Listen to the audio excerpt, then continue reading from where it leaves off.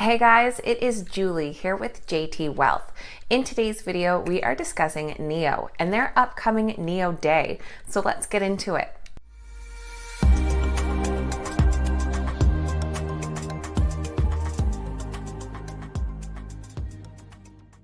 Alright guys, welcome back and thank you so much for being here. Like I said, today we are talking about NIO as their NIO Day is fast approaching on January 9th. So we're going to take a look at some of the announcements that we can expect. And just before we get into that, this is your friendly reminder that if you enjoyed today's video, make sure you give us a thumbs up and leave your thoughts in the comments down below. Also, if you enjoy free stocks, make sure to check out some of the links in our description. Right now and until December 31st, Webull is giving away 4 free stocks for funding a new investment account, so make sure to check them out. Okay, so like I said before, NIO Day is coming up on January 9th. Now, NIO shares have seen a loss of momentum in recent weeks, so are nicely set up for the new year with both the NIO Day and a delivery update due in early January. They are currently trading just shy of $45 today, so about $12 down from their 52-week high of $57 per share. Now, NIO Day is an event where they typically launch new products and services, and those help provide some catalysts for stock movement. So what catalysts are investors expecting to hear about on this upcoming NIO Day? Well, the first is a new vehicle launch. And this would be for NIO's first sedan. So this would be the company's 4th mass-produced model, with speculations suggesting it will likely have a coupe design like the Audi A7. It is also believed that NIO could start mass-producing this sedan by the 4th quarter of 2021. This launch of a sedan will be important as it will compete with Tesla's sedan, the Model 3. Plus, it will be the only sedan in NIO's lineup, as their other vehicles are all crossover SUVs. NIO is also expected to make an announcement on an improved battery pack, which is said to be a 150 kilowatt-hour battery pack that will likely increase the range of its EVs to over 900 kilometers. So that suggests more mileage from a single charge than what you can get from a fuel-efficient gas vehicle right now. In further battery news, they're also expected to launch a 2nd-generation battery swapping station that is said to be much more efficient than their current ones. The 2nd-generation battery station will also cost less and take less time to deploy. As you may know, these battery swapping stations are a really unique component of NIO, as they offer their battery as a service option on their vehicles in which you can swap your battery out instead of just having to charge it at home. So users who choose to go with a NIO model on the battery as a service do not need to buy the battery, and instead they can subscribe to batteries of different capacities and pay the battery fee on a monthly basis in accordance with their actual needs. So users who buy a NIO car with their 70 kilowatt hour battery can immediately enjoy 70,000 RMBs or about 11,000 US off of the car price, and then pay about 980 RMBs or 150 US dollars per month for the battery subscription.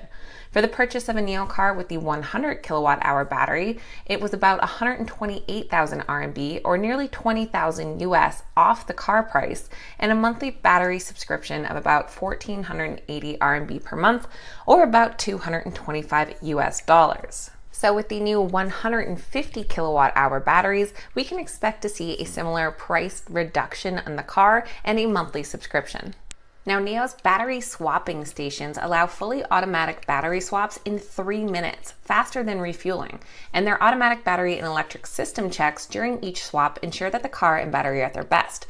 These power swap stations are the smallest in the world and take up only 3 parking spaces. Now, of course, NIO drivers do have the option of owning their battery and charging it at home or at different charging stations around the cities, but their battery as a service is certainly one thing that makes NIO stand apart from the rest. Now, with NIO's shares taking a bit of a dip this last month, investor expectations in the run-up to the event could lift NIO's shares. Now, first up is the company's deliveries update for December, which is due in early January. NIO has been making bullish delivery forecasts. It says production bottlenecks are easing and its electric cars are seeing favorable word of mouth.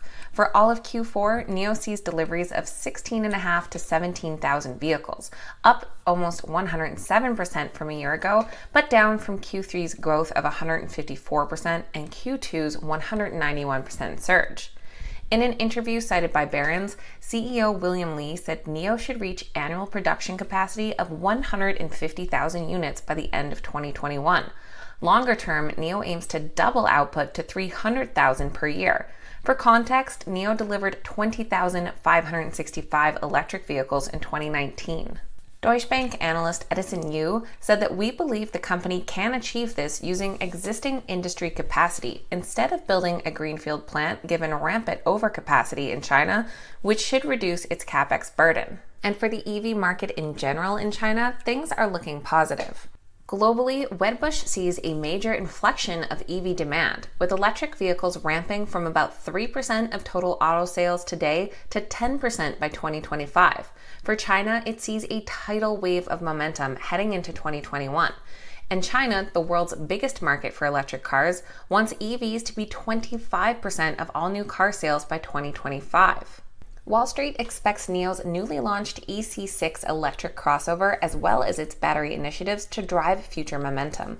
NIO reports very strong demand for the new EC6. A robust order backlog means buyers wait around 8 weeks to actually get the EV. Now, with Wall Street having a bullish outlook and this recent price pullback in NIO, their stock is actually looking like a bit of a better buy right now. With 12 analyst ratings, we have 8 buys and 4 holds. With a high-end target of $60, the average price target comes in at $49.84, so about 11% potential upside from our current stock price. So going into early January here, we'll be keeping an eye out for that vehicle delivery report. And going into January 9th, we can expect that new sedan launch, their upgraded battery, and their second generation of battery swapping stations, plus whatever else NIO might have up their sleeve. Now, I do think the pullback in price for NIO was warranted, and at this stock price, it's definitely looking more reasonable. The next few years are going to be huge for them as both the EV market grows, but also with those production targets of 150,000 for NIO by 2021, it's going to be a busy couple years for them. Now, you guys know that I always love hearing from you, so make sure to leave your thoughts in the comments down below. What are your expectations for NIO Day, and how do you think it is going to move the stock? Of course, these videos are never a suggestion to buy or sell any specific stock and are just meant for information and entertainment purposes. Any trade should always be made based on your own research and due diligence. If you made it all the way to the end of today's video, make sure you give us a big thumbs up and that you're subscribed to the channel as well. Thank you guys so much for watching. I hope you have a wonderful day, and cheers.